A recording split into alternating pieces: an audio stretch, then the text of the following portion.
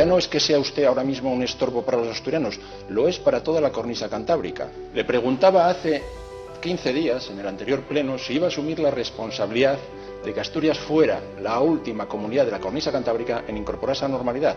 Y su gran poder como mando único sí que ha conseguido una cosa por primera vez en la historia asturiana, que durante un fin de semana seamos una isla en todo el norte de España. Usted tiene poder absoluto para determinar la movilidad de los asturianos. ¿Y qué hace? Dejarlos en casa encerrados. La solución fácil.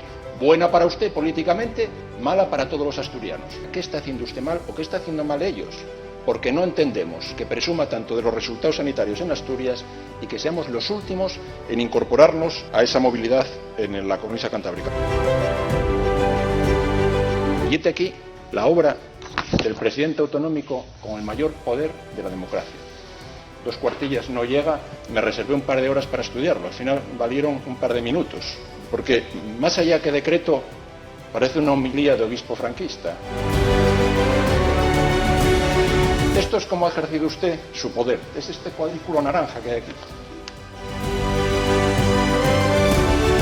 Nuestro desconfinamiento hubiera sido el mismo o mejor con Pedro Sánchez que con usted.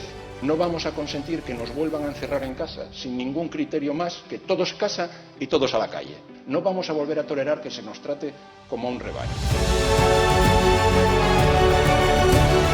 Citaba usted antes a Churchill, pero Churchill era hombre de palabra y de acción. Sin embargo, usted se queda solo con la palabra. De momento, acción no conocemos ninguna. Y consideramos de verdad que el mando único no ha beneficiado a los asturianos. El que ha ejercido usted realmente los ha perjudicado.